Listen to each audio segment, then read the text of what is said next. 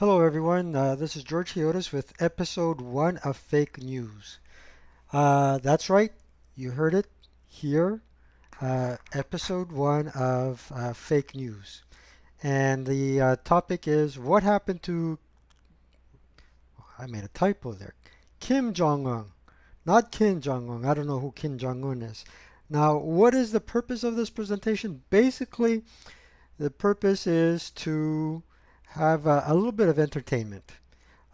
Basically, with all the fake news going out there, nobody likes to get the label pinned to their name, fake news. But I like to take a go at it and um, at the same time give you something that you can probably have a chuckle about, including the typo here, King Jong.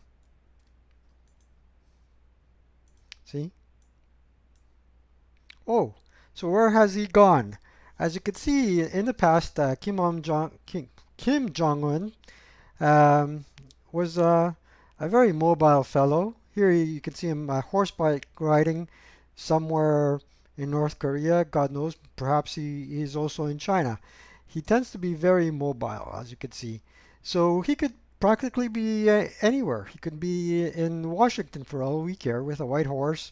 He would be camouflaged against the White House, and nobody would be able to see him.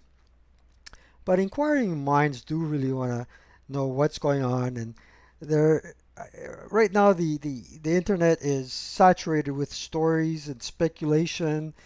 Some people say he's dead. Some people are saying that he's horseback riding.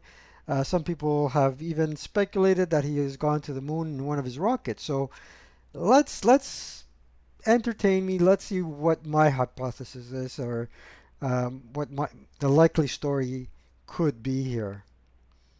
And remember, this story is completely baseless and probably not even factual.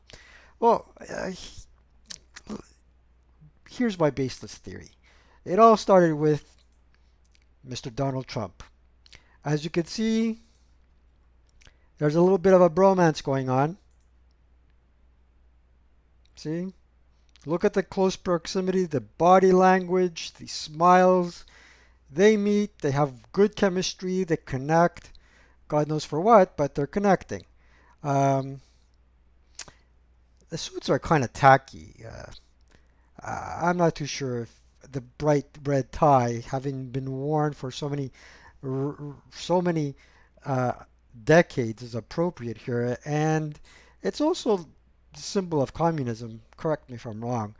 Um, Something really looks a bit strange here. Let's continue and see where am I going with this. So this is probably their second visit.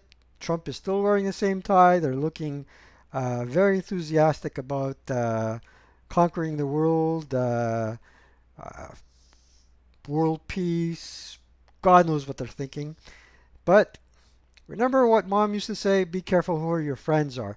Now, I have a theory that goes like this. While Kim Jong-un was visiting Trump, Trump did his usual behavior, which is to offer his guests uh, junk food. So that's where old Donald introduced to Kim Jong Un uh, some junk food. What else other than his favorite? Let's see. McDonald's. Chicken nuggets. That's right, folks. Chicken nuggets.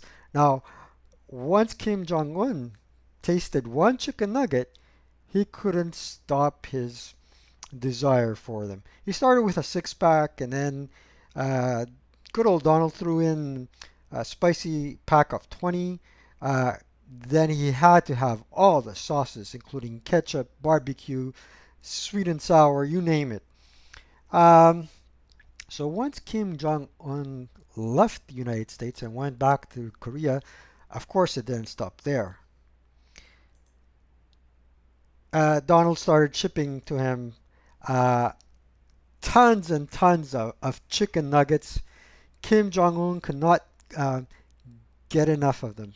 Here she is. She's coming and going across the Pacific in record time, transporting uh, well, I don't think they're part of any blockade or sanctions. Chicken nuggets are practically all over the world. I believe there's also close to them in China, but Kim Jong-un insisted on chicken nuggets shipped to him directly from the United States by his good friend Donald J. Trump. Of course, what are the natural consequences of eating too much junk food? Exactly. Arteriosclerosis. Here he is in the hospital on what appears to be on his deathbed. The pallbearers are watching, waiting to get a contract. Was he out of the woods? Not yet. And he probably had open heart surgery. I believe he had one of the best doctors in North Korea. Here he is. He went under the knife. Trusty anonymous surgeon. North Korean, of course. In the Korean military, as you can see, he's a high-ranking officer, probably a general or field marshal. He operated on good old Kim Jong-un. Now, while he was being operated, his sister discovered that he was eating the chicken nuggets alone and he wasn't sharing with nobody else. So as you can see, she's a little bit pissed off. Pissed off to the point where she ordered the surgeon to switch the veins and arteries between the right atrium and the left atrium, effectively reversing the cycle of his blood circulation. Now, is this in fact what happened? Of course not. Remember, this is completely fake. It's a completely baseless theory, and it's, I hope, probably more entertaining than all the other junk you've heard or read out there so far. Let's see what the real culprit was. The conclusion here is, who really did it? Who really killed Kim Jong-un? It was Creepy Joe. Here he is, pictured trying to suck the brains out of another person's skull here. Mr. McConnell, he's there. He's being entertained. He kind of wishes he was in Joe Biden's shoes, I suppose. And God knows what this guy's thinking. And she seems to be happy about it. And poor little girl is her eyebrows are just touching the top of her forehead, saying, "Oh God, am I next?" And you can see her trying to cross her fingers here, saying, "No, no, no," and she's about to make a fist to punch this guy in the head. Touchy, touchy. So that's my conclusion. Creepy Joe had touched Kim Jong-un while he was in the White House. Gave him some sort of dreaded karma or disease, and poor Kim Jong-un, he's in chicken nugget heaven.